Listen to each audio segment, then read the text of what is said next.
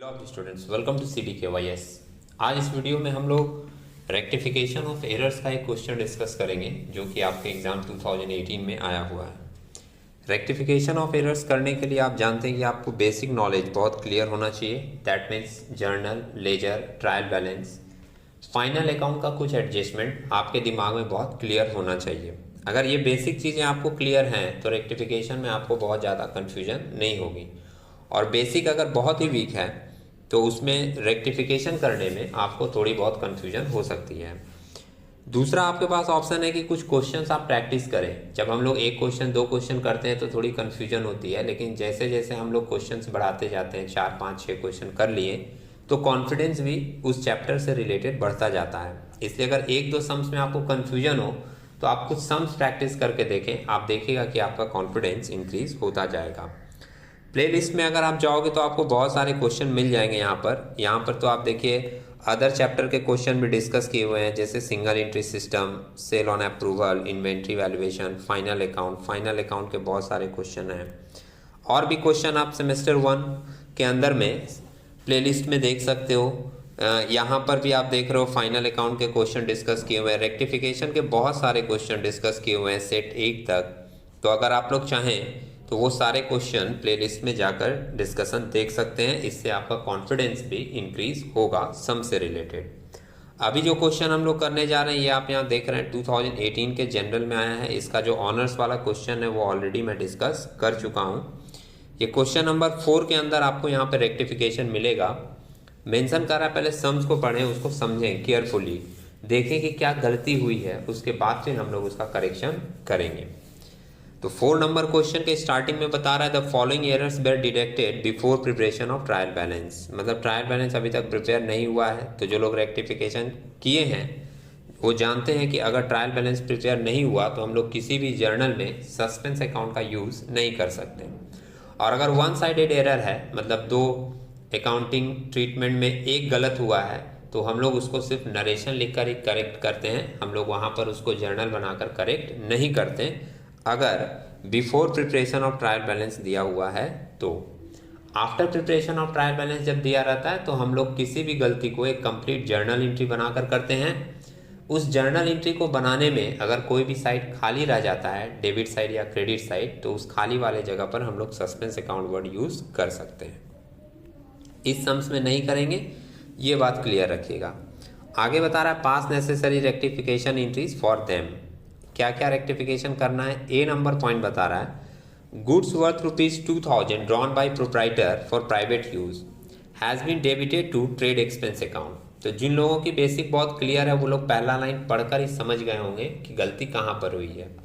जिनकी क्लियर नहीं हो रही है उनको मैं बता दूं, goods worth ₹2000 drawn by the proprietor for private use. जब भी प्राइवेट यूज के लिए कोई भी चीज़ प्रोप्राइटर विथड्रॉ करता है, चाहे वो गुड्स करे या कैश करे, तो इसके लिए ड्राइंग्स अकाउंट डेबिट होता है। लेकिन ये क्या कर दिया सम्स में, has been debited to trade expenses account. Drawing account debit होना चाहिए, लेकिन इसने किसको डेबिट कर दिया है, ट्रेड एक्सपेंसेस अकाउंट को। तो गलती क्या है ये समझ में आ गई। अब इसका करेक्शन कर दें। वो लोग जो गलती से ट्रेड एक्सपेंस को डेबिट कर दिया उसको कैंसिल करना होगा, और कैंसिल करने के लिए ट्रेड एक्सपेंस को क्रेडिट किया जाएगा। आप देख रहे हैं यहाँ पर ट्रेड एक्सपेंसेस जर्नल जो बनाया है रेक्टिफिकेशन उसमें क्रेडिट किया है। और डेबिट क्या होना चाहिए, ड्राइंग्स, क्योंकि ड्राइंग्स जब भी गुड्स विथड्रॉ किया जाता है या कैश विथड्रॉ किया जाता है प्रोप्राइटर के द्वारा प्राइवेट यूज़ के लिए, तो उसमें क्या चीज़ डेबिट होती है, ड्राइंग्स। तो ड्राइंग्स जो नहीं डेबिट किया गया था उसको डेबिट कर दिया गया और हमारा करेक्शन बन गया। क्या करेक्शन बन गया, ड्राइंग्स अकाउंट डेबिट, क्योंकि ये होना चाहिए था टू ट्रेड एक्सपेंस अकाउंट, क्योंकि ट्रेड एक्सपेंस को वो गलती से डेबिट कर दिया था तो उसको कैंसिल कर दिए क्रेडिट करके।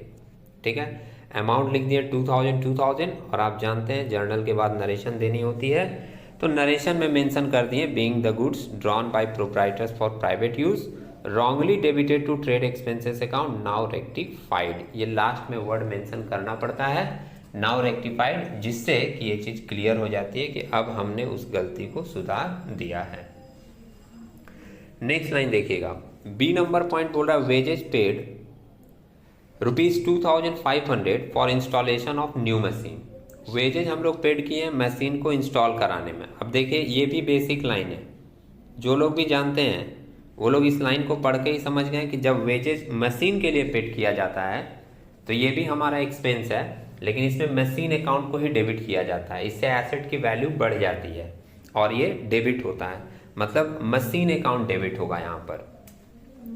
Where debited to wages account, जिसको गलती से किस में डेबिट कर दिया गया, वेजेज में। तो हम लोग जो वेजेज को गलती से डेबिट किया गया है उसको कैंसिल कर देंगे, और मशीन अकाउंट डेबिट होना चाहिए था तो मशीन अकाउंट को डेबिट कर देंगे, अपना करेक्शन हो जाएगा। और बी नंबर पॉइंट आप देख रहे हो किया भी वही है, मशीन अकाउंट डेबिट, क्योंकि ये होना चाहिए था एज पर रूल।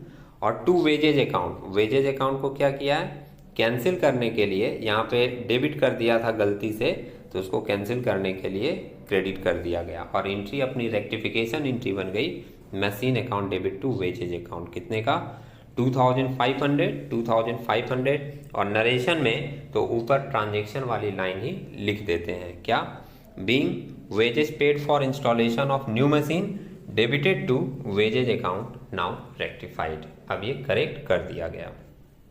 अगली एंट्री देखते हैं। ये दोनों एंट्री तो काफ़ी सरल थी, अगर थोड़ा सा भी आप यूज़ करेंगे अपना सेंस तो आपको ये दोनों ए और बी वाली चीज़ बहुत ईजी लगेगी।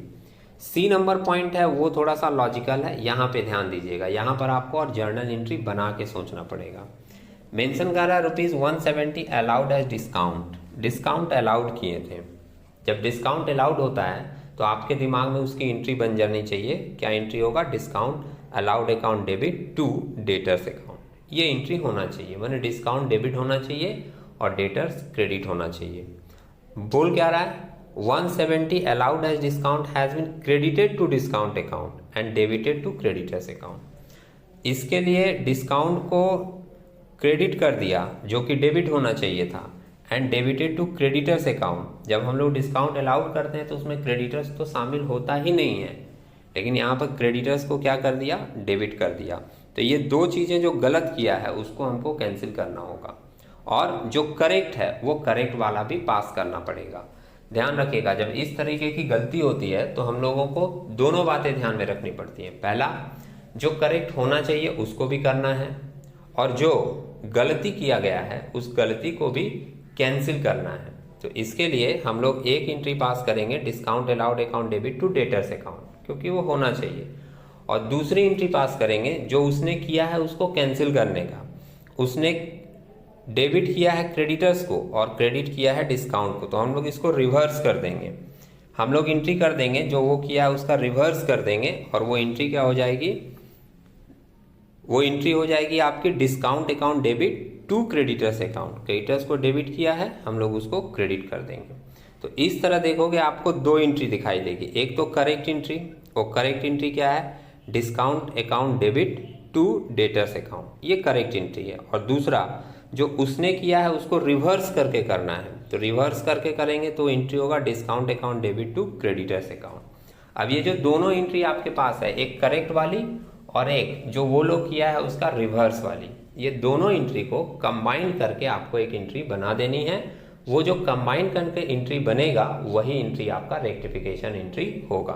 तो कंबाइन एंट्री जब हम लोग बनाएंगे तो कंबाइन एंट्री में देखिए डिस्काउंट 2 बार डेबिट है, तो 2 बार डेबिट है तो उसको जोड़कर हम लोग एक ही बार डेबिट कर देंगे, तो डिस्काउंट अकाउंट डेबिट हो जाएगा और अमाउंट आपका डबल हो जाएगा। जब दोनों को जोड़े हैं, दोनों डेबिट वाला डिस्काउंट को जोड़े हैं तो 170 और 170 आपका टोटल जोड़कर हो जाएगा 340। 2 डेटर्स अकाउंट है और 2 क्रेडिटर्स अकाउंट है, ये दोनों क्रेडिट है और दोनों अलग अलग है, तो इसको अलग अलग लिख देंगे। आप देखिए यहाँ लिखा है 2 सन्ड्री क्रेडिटर्स अकाउंट 170 और 2 सन्ड्री डेटर्स अकाउंट 170।